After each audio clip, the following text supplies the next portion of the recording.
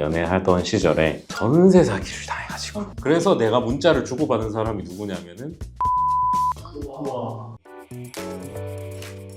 이제 제가 예전 병원에서 근무할 때인데 매번 시술마다 좀 다른 원장님들이 들어가는 시스템이었어요. 딱 시술을 하고 설명을 드리고 이제 나오려고 하는데 저번 원장님 진짜 너무 별로였는데 이렇게 해주셔서 너무 감사하다. 그래서 꼭 원장님한테 앞으로 진료를 받고 싶다라고 말씀을 해주시는 거예요. 그래서 제가 진료실 들어가가지고 이제 뿌듯해하면서 이제 저번에 누가 한 거야? 이러면서 열어봤죠. 제가 했더라고요.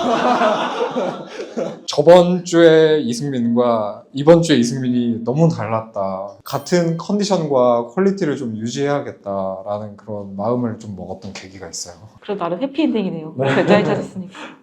제가 5년 전쯤인가 저희 엄마가 임금체불을 당하셔가지고 여기 회사 사장은 자식이 노무사인 줄을 몰랐던 것 같아요. 그래서 노동청 가서 엄마 대리인으로 조사받고 그 친구분까지 같이 임금을 받아들였던 사례가 저한테는 그게 제일 좀 특이했던 것 같아요. 수수료가 전혀 없는 사건이었고요. 효도 상품이었던 걸로. 그렇죠.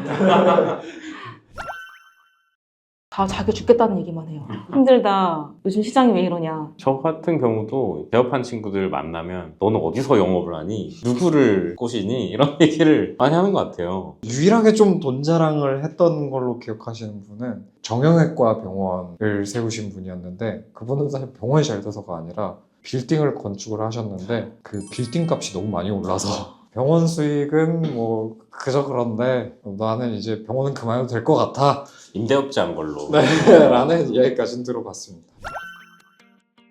저 같은 경우는 형사사건을 많이 하는데 형사사건은 수임이 갑자기 들어와요. 범인을 예고하고 잡지 않잖아요.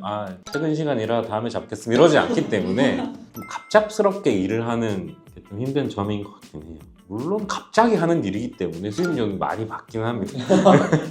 저희 업계만 그런 게 아니라 아마 지식 서비스를 제공하는 업계들은 다 비슷비슷하실 것 같긴 한데 저희가 드리는 지식 서비스나 자문 이런 게 측량할 수가 없는 거다 보니까 여기에 대한 가치가 좀 별거 아닌 거라고 생각을 하실 때가 좀 많거든요. 이 정도는 뭐 검색하면 나오는 거 아니야? 라고 하면서 이제 상담료 같은 거를 안 내신다든가 문구 하나를 꼬투리를 잡아가지고 노무사한테 돈 주고 맡겼는데 이건 말이 안 된다라고 하면서 용역비를 안 주신다든가 그런 사례들이 좀 있어서 그게 조금 고충인 것 같고요. 그런 케이스를 모으셔서 저를 찾아오시면 제가 잘 해결해 드리겠습니다. 저희는 아무래도 유튜브가 너무 많아지다 보니까 속된 말로 조회수를 빤다 그러죠. 그런 목적으로 이제 만들어진 영상들이 좀 있어요. 유튜브에 있는 어떤 의사가 그러던데 요 말을 시작하는 순간 약간 좀 가슴이 먹먹해지는 게 있죠. 그분도 동료 의사로서의 어떤 본인의 의견을 개진을 한 거기 때문에 그게 사실 말이 안 되는 이야기여도 들으면서 그런 분도 있군요. 저도 좀 비슷한 게 어쨌든 저희는 법리에 따라가지고 판단을 받고 거기에 따라서 준비를 해야 되는데 네이버에 어떤 노무사님은 이렇게 말씀하시던데요. 이런 얘기들을 가지고 저한테 오시는데 그 사례와 본인의 사례가 100% 같지가 않잖아요. 근데 사실관계가 이러저러 하니까 좀 우리는 판단이 다르다라고 해도 결국 본인 유리한 것만 듣고 싶어 하는 게 또 인간의 심리다 보니까 그거를 좀 많이 받아들이기를 힘들어 하셔가지고 그런 게 좀 저희한테는 고충일 때가 있는 것 같아요. 그거는 제가 확실히 있는데 지금 현 와이프 저랑 연애하던 시절에 전세 사기를 당해가지고 계약을 한다길래 집주인은 받느냐 신원을 확인해야 된다. 근데 안 받대. 찝찝하다. 내가 집주인이랑 한번 연락을 해보겠다. 부동산 주인 번호를 달라고 하니까 번호를 줘요. 근데 전화는 안 받아. 문자는 돼. 알고 봤더니 그 부동산이 사기를 치는 부동산이었어. 실제로는 월세 계약인데 전세 계약이라고 속여서 보증금을 자기가 받는 거지. 그리고 그 보증금에서 월세를 매달 집주인들한테 보내줘요. 그래서 내가 문자를 주고받은 사람이 누구냐면은 공인중개사였던 거야. 휴가를 하루 내고 부동산에 가서 알을 박았어. 돈을 안 주면 나 안 간다. 아침 9시에 가서 실제로 밤 10시까지 있었어요. 부동산 주인이 변호사님 잠깐 나가 있으셔라. 다른 세입자 온다. 그러다가 결국은 밤 10시에 입금을 받았어요. 보증금. 받고 나니까 변호사님 정말 대단하시다. 제가 근데 상담할 게 하나 있다고 하면서 상담을 또 하시더라고요. 제가 상담비 받고 상담은 또 해드렸던 그런 에피소드가 기억이 납니다.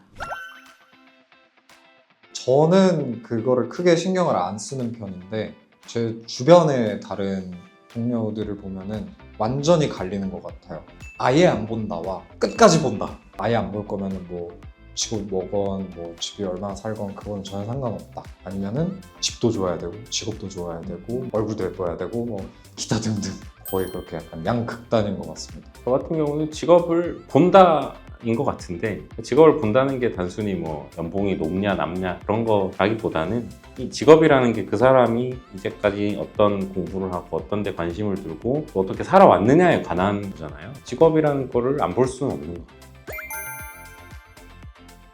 저는 좀 돈이 지금까지 우선인 삶을 살아오긴 했어요. 근데 앞으로도 그렇게 살다가 죽을 것 같아요. 당연히 저는 사랑이 우선이다. 저번 달에 이제 저희 둘째가 태어났는데 먹여 살리려면 열심히 일을 해야 된다. 일하는 게 어떻게 보면 사랑의 방식이라고 봐야 되겠죠. 수입을 반으로 줄여야 되고 그 사람을 만나야 된다. 수입을 2배로 늘리면 그 사람은 절대 만나지 못한다. 뭐 이런 좀 극단적인 예시가 있으면 저는 수입을 줄일 것 같아요. 10배로 늘린다면 10배는 제가 생각을 안 해봤는데 의학 드라마 보면 항상 병원에서 이렇게 막 연애를 하는 게 많이 나오는데 제가 알기로는 엄청 힘들다고 알고 있는데 실제로 어떤가요? 둘 중에 하나인 것 같습니다. 그 과가 너무 편하거나 아니면 찐사랑이거나 아무래도 거의 붙어있다 보니까 거의 밑바닥까지 서로 봐요. 이런 거를 보고도 그렇게 서로 사랑을 하게 되는 경우와 병원 내에서는 의사와 간호사가 더 많이 만나는 것 같아요. 혹시 변호사분들끼리 소송하실 때는 본인 거는 셀프로 하시는 편인가요? 아니면 전문가한테 맡기시는 편인가요? 보통은 맡기죠. 내 일이지만 이렇게 남 일처럼 또 객관적으로 잘 설명을 드려야 되거든요. 근데 막상 그게 내 일이 되면은 너무 감정이 들어가거나 너무 과한 주장이 되거나 그럴 수가 있잖아요. 그래서 보통은 자기 사건이라 하더라도 남한테 맡기는 경우가 많아요. 맨날 피부 이야기, 뭐 시술 이야기, 논문 이야기 뭐 이런 것만 하다가 또 오랜만에 다른 직업군분들 뵈서 이런 이야기 해보니까 좀 되게 재밌었던 것 같고요. 오늘 되게 좀 환기가 되는 그런 시간이었습니다. 다 똑같은 것 같아요. 먹고 사는 문제는 다들 힘들고 오늘 이렇게 여러 얘기 나눌 수 있어서 좋았습니다. 저도 맨날 이제 사무실에 있다가 오랜만에 밖으로 나와서 제가 잘 알지 못하는 직역군 분들과 대화를 할 수 있는 자리가 있어서 되게 즐거웠고요. 또 리프레시도 되는 것 같고요. 굉장히 즐거웠습니다. 네. 저는 형사사건을 주로 많이 하고요. 피해를 입으신 분, 피해를 주신 분 모두 다 연락 주시면 제가 성심성의껏 잘 해결해 드리도록 하겠습니다. 저는 기업 자문 서비스 그리고 법인 컨설팅, 경영 컨설팅을 주로 하고 있고요. 내 근로자가 이상하다, 내 노동자가 이상하다 또는 우리 사장님이 이상한 것 같다. 저한테 연락 주시면 성심성의껏 잘 열심히 해결해 드리겠습니다. 요새 뭐 가을철 고민 많으신 분들 찾아와 주시면 제가 열심히 준비해놨던 그간의 경험들로 한번 쫙 해결하는 걸 보여드리도록 하겠습니다. 많이 찾아오시면 감사하겠습니다. 네, 고생하셨습니다. 네. 사실 변호사님들은 사실 연락드릴 일이 없어야 좋은 거잖아요. 그렇죠. 근데 연락을 미리미리 주셔야 수습이 되지 일 터지고 주시면 수습이 안 돼요. 돈도 비싸집니다.